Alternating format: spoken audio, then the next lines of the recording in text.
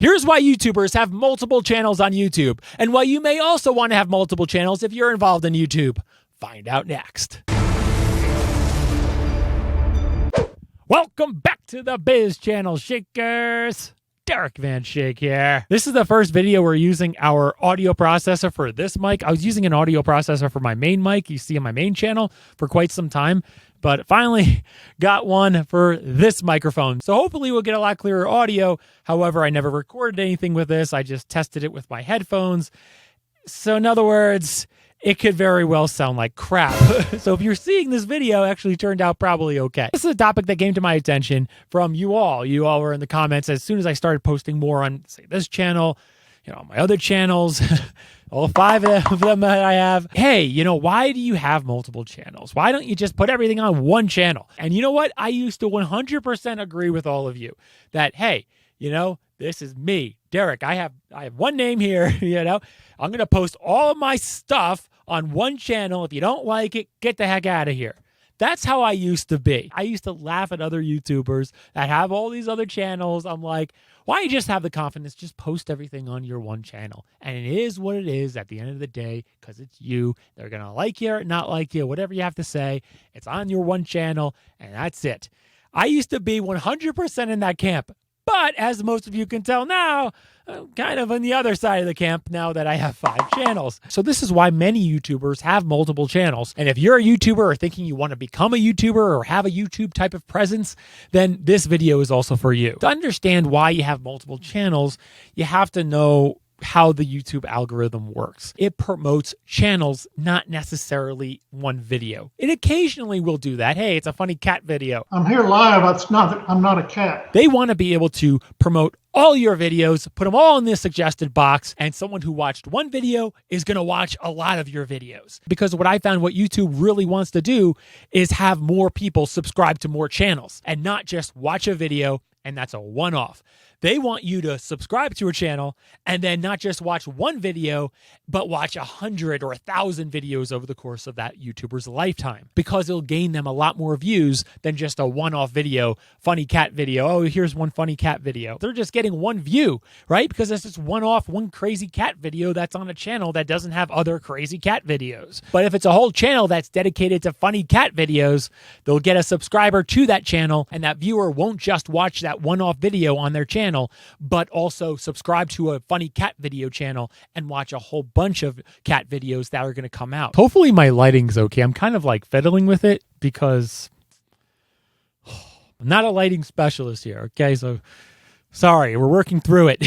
What seems to do very, very well on YouTube is very niche, very specific channels that are dedicated to a specific topic that people are interested in, so that the YouTube algorithm can focus your videos on that channel all to those people that are watching maybe one of those videos that comes up in their feed. When I talk to other YouTubers or people that are aspiring to be YouTubers, the biggest mistake I find is that they just are very sporadic in their videos. One video on this, another video I'm gonna do a vlog, and another video I'm gonna talk about this, and this, maybe this current event. It's just all over the place. Hey, whatever I wanna talk about, I'm just gonna talk about on my YouTube channel. It's extremely sporadic. That's a massive problem as far as growth. However, when you're starting out and you really don't know what you want to say on YouTube or what you want to do, but you just want to get some kind of presence on YouTube or just want to start and just figure things out, yeah, go for it. Have one channel and just post anything on it and just see what people respond to. Just see what kind of comments you get. See what kind of views, if any of views, you're going to get.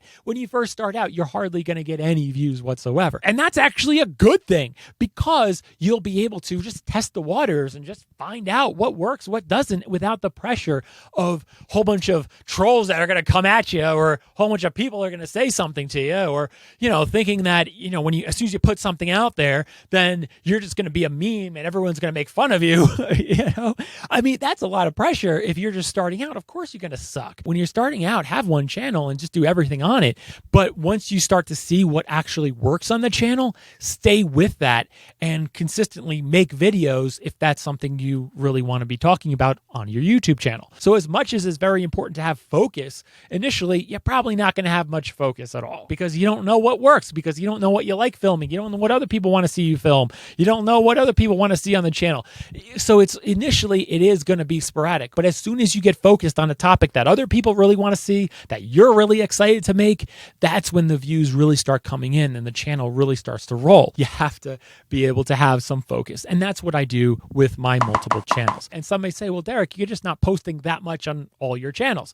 And I would say I agree. I mean, so I post periodically, but I don't post as much as I would like to. And I'm trying to ramp that up. And just so you all know, the goal is one video every week for all 5 channels. We're slowly ramping to that, but it's going to take some time. Typically, people don't really want to see more than one video a week in general. Typically, it's called on YouTube letting your videos breathe. You don't want to compete with your last video with the new video that you just put out, because maybe someone checks up on YouTube once a week and they only have time to watch one of your videos. So maybe they'll just watch your last video and not the one that you posted on Wednesday. So you're really competing with yourself. So by having multiple channels, what you're able to do is actually gauge how much someone wants to see you. So if someone's like, hey, I'm down for seeing one extra video from Derek a week, they can subscribe to another channel of mine. Say, if they are interested in maybe, I'm interested in maybe 3 videos a week from Derek, they can subscribe to another channel of mine. Or they can subscribe to another. If they want to see 5 videos a week from me, they can subscribe to all the channels. It's a lot of me. 5 videos you can see max a week on me, and someone can gauge exactly how much they want to see and on the topics that they are interested in subscribing to and want to hear me talk about or want to see my vlog or whatever it is. There's also a big metric on YouTube that they really look at. It's called click-through rate. For example, on my main channel, which is mostly body language, if I post something that's not typically body language, maybe a vlog, we got a Lambo for the channel, you can pretty much guarantee that it's not going to get the type of views that a body language video is going to get on that channel, because people didn't subscribe for those types of videos. They subscribe to body language videos or something like that with investigation in it or whatever it is. They didn't subscribe to hear my take on having multiple channels and why YouTubers do and why you may or may not want multiple channels. They don't care about that. They care about body language. Body language. So what ends up happening is if you go out of focus on your channel, your videos are generally not going to do that well, because YouTube is just going to be like, people aren't clicking on this video because it's off topic of the channel. So they're just like, I didn't subscribe to see your life. I don't care what kind of supercar you bought. I'm not going to click that video. And you may be wondering why I put my taking delivery of my first supercar video on my main channel. I generally want to keep my main channel kind of about me too. I don't want it to be completely like robotic of, all right, did the person lie or not? Just tell me. I want to be more personal about me on my channel, where someone could click on maybe one of the rare vlogs that's on my main channel to kind of get some taste of who I am and what I'm like outside of the studio. But you can generally assume that they're just not going to do very well. And when you do post a video like that, you're generally also going to lose a lot of subscribers too. Like taking delivery of my supercar video, I think still has a net loss. So that's why a lot of YouTubers have a lot of channels. I think one of the biggest mistakes when you do have a lot of channels is not actually posting very often on those channels. I think everyone gets kind of fed up with that. And I do too. That's why I want to be posting on these channels a lot more consistently with a more scheduled type of release that you can expect, a certain amount of videos every week from all of my channels. This is what it is. I wanted to start early on my channels and not feel like, oh, if I only started a vlog channel, now I feel like I'm such a terrible vlogger and so embarrassed to post anything as a vlog. It's just such an embarrassment of who I am on YouTube. What's that?